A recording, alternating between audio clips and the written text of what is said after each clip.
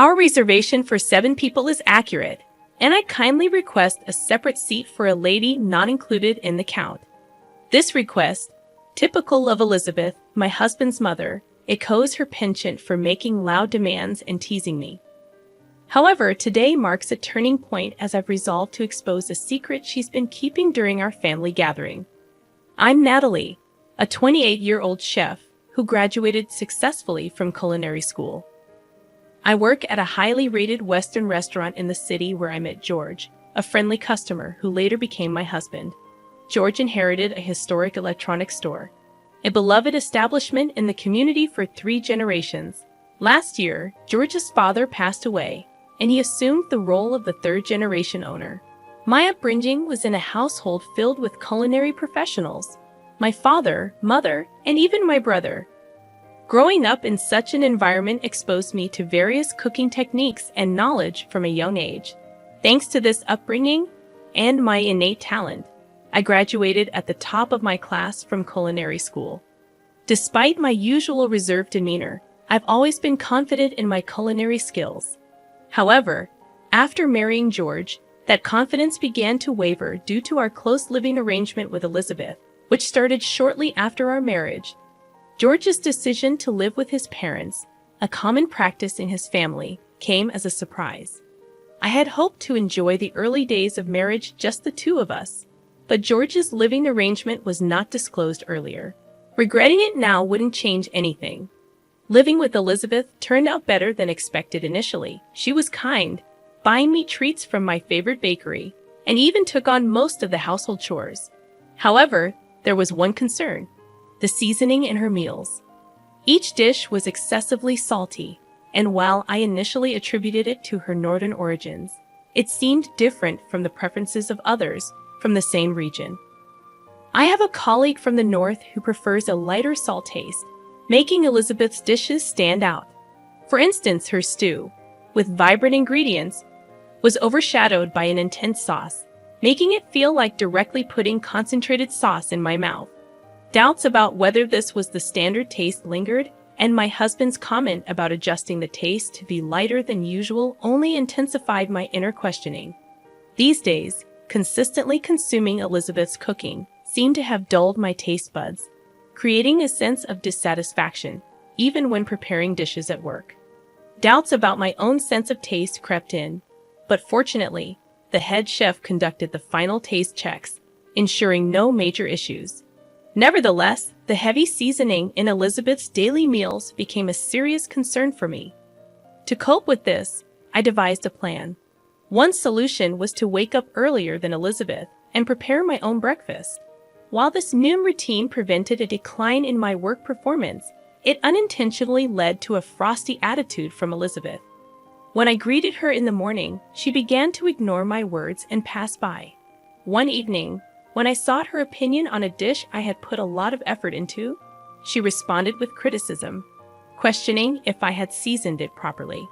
Despite my explanation, she insisted it was bland, adding a significant amount of sauce to the dish. I couldn't help but feel that there might be some reason or background to her change in attitude.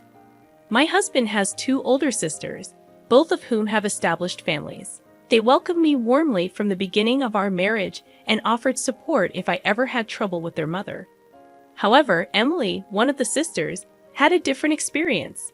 As I helped with food preparation for her daughter's grand birthday celebration, the dining table was filled with a variety of distinctively unique and appetizing dishes. During the party, Emily's daughter expressed dislike for the stew, commenting on the heavy seasoning. When Emily suggested learning cooking tips from me, Elizabeth angrily exclaimed and left the scene, leaving me puzzled about the underlying issues in her behavior. I had some regrets about offering to help with the cooking from the beginning. The party ended abruptly amid a sour mood. While I believe Emily might have meant her words lightly, it was clear that Elizabeth had put love and effort into her dishes as well. It felt unjust for our heartfelt efforts to be belittled with a mere comment. That night, I lacked the courage to express my apologies to Elizabeth. From the next day onward, life became increasingly tough. Elizabeth would recklessly season the meals I carefully prepared, and on the worst days, she would even throw them away midway through eating. Seeking support from my husband in these trying times, I turned to him for help. However, his response was less than supportive, suggesting that maybe I had antagonized her and needed to listen more. As days passed, the strain in our marital relationship deepened. My husband started coming home late, claiming it was due to work, and even began missing family events. We were only married for half a year, so the idea of divorce felt premature. However, another hurdle emerged when Elizabeth tripped on our stairs and severely injured her leg. Despite Emily's kind offer to help with her care, Elizabeth insisted that, as the wife of the house, it was only natural for me to take care of her. This declaration changed my daily life dramatically, and attending to her needs became a relentless routine, even during work hours. Eventually, my colleagues' patience wore thin, leading me to resign from my job. When Elizabeth learned about my resignation, she seemed gleeful. From then on, my days were consumed with meeting Elizabeth's spontaneous demands at all hours, leaving my mind and body worn down. My husband's reduced presence at home added to my distress, and I began to doubt his reasons for working late. Pondering our next steps, I decided it was time to teach both Elizabeth and my husband a lesson. A few days later, during breakfast, I brought up the idea of divorce, shocking both of them. They questioned the sudden decision, expressing surprise and disbelief. My husband even suggested that my actions could tarnish our family's reputation. In response, I explained my dissatisfaction with the household environment and my determination for change. Confronted with my newfound resolve, they were taken aback. My husband apologized, expressing a willingness to be more attentive to our home life. He even suggested a break, understanding if I wanted to go to my parents for a change of pace. However, he requested that I still help Elizabeth due to her leg injury. Despite feeling disoriented, I sensed a hint of resentment in his words. I asked him to reflect on the situation, expressing my hope for positive changes if we continue to live together. I took a deep breath and calmly replied, "I'll think about it." At that moment, a smug smile appeared on their faces, revealing the evident blood ties between them. For the next few days, the atmosphere at home shifted. My husband began returning home earlier from work, but this improvement was short-lived. He soon started coming home late again, and Elizabeth's behavior reverted to its previous coldness.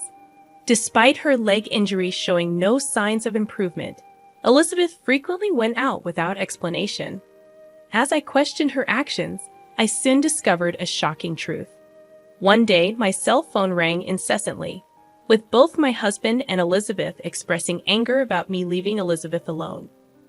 I sensed they wouldn't understand my perspective, and I revealed that I was at my parents' house. Days later, enjoying a peaceful time at my parents' house, I received an unexpected message from the one person I least wanted to be involved with, Elizabeth. The message contained an apology for her past actions and an invitation to her upcoming birthday party. Though reluctant, considering it as a bit of a luxury treat, I decided to attend. The venue for the party was an upscale restaurant near the station, renowned for a new chef trained in France. Upon arriving, I saw George and Elizabeth waiting with smug expressions. The attendees included Emily, her husband, and their children, making it a small gathering of 8 people.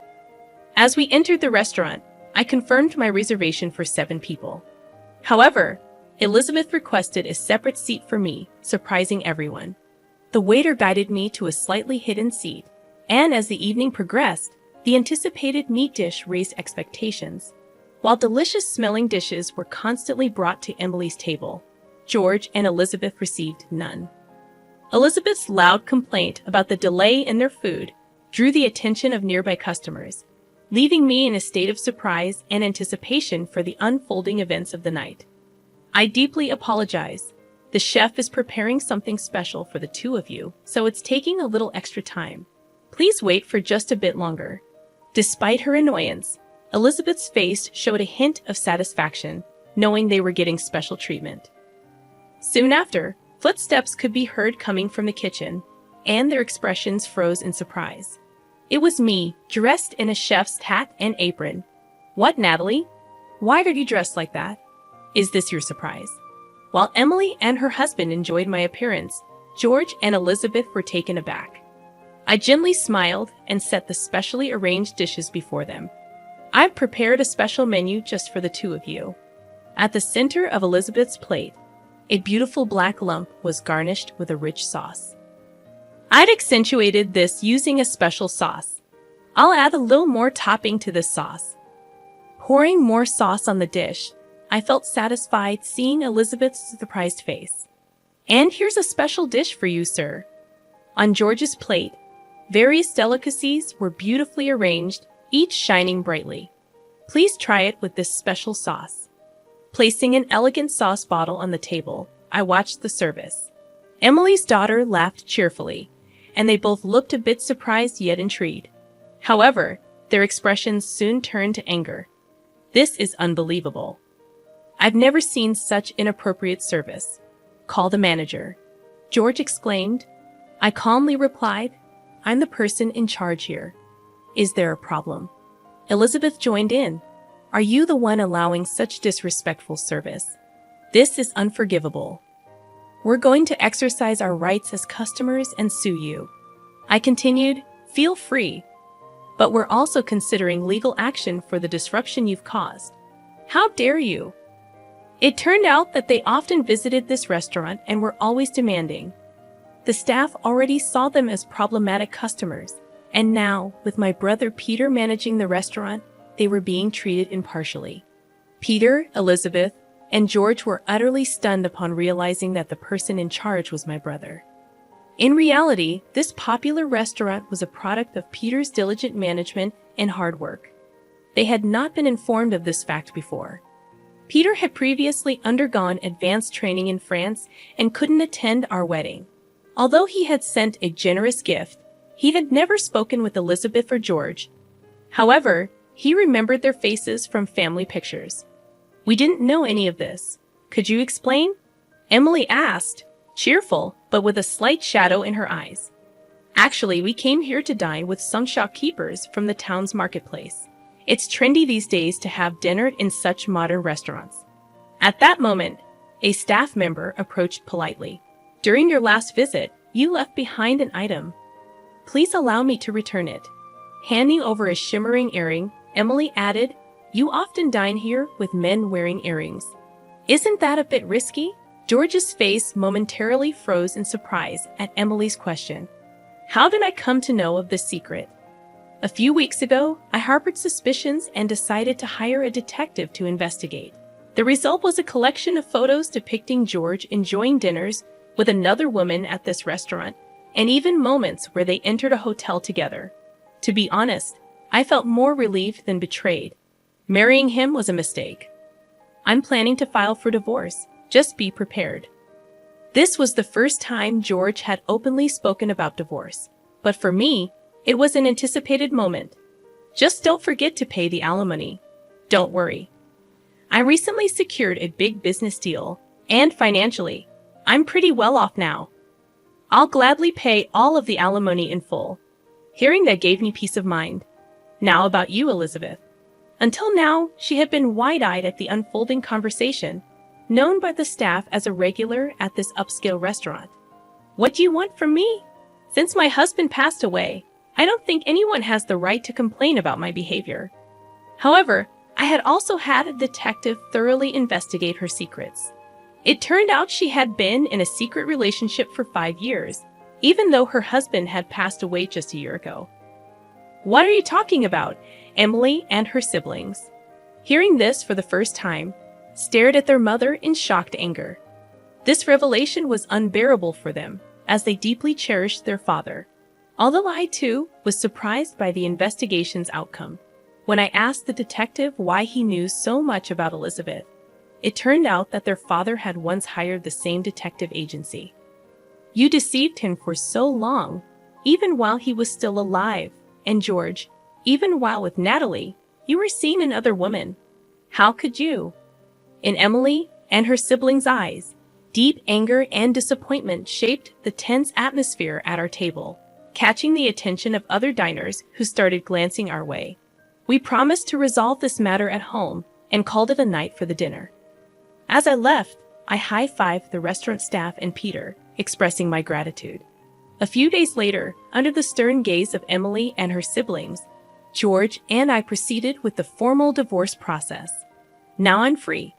I won't regret anything, no matter what happens, he stated confidently. I never expected this outcome, even after I told you about my bad leg. I never imagined being treated this way. Ah, watch your step. She recoiled in surprise.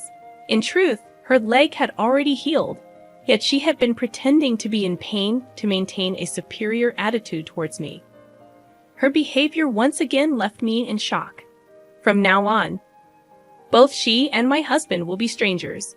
Although our marriage ended within a short span of a year, I had no regrets whatsoever.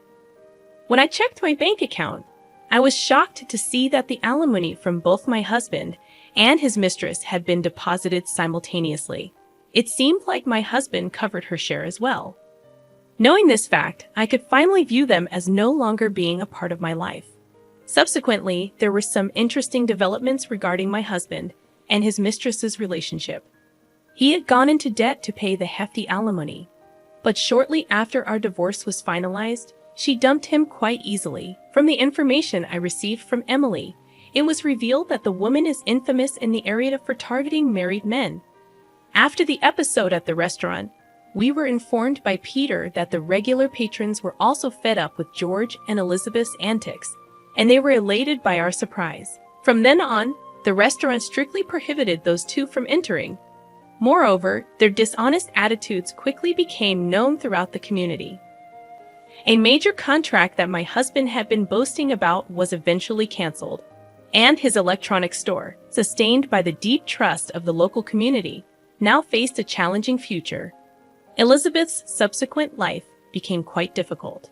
Suddenly abandoned by her longtime lover, further medical tests revealed that her unhealthy lifestyle was affecting her health. Her health condition was significantly tied to her own way of living, which wasn't deserving of any sympathy. On the other hand, I was fortunate enough to return to the Western-style restaurant where I used to work.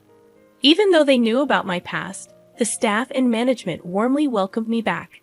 The spaghetti lady, Emily, and her family still came to this restaurant often, and their presence was a significant support for me. They had decided to completely sever ties with George and Elizabeth. The anger towards their actions, especially after the passing of their father and the revelation of the truth, left a deep wound in their hearts, which seemed unlikely to heal. The joy of cooking holds a significant place in my life. Feeling this happiness is the very moment I cherish the most, and when I feel truly blessed.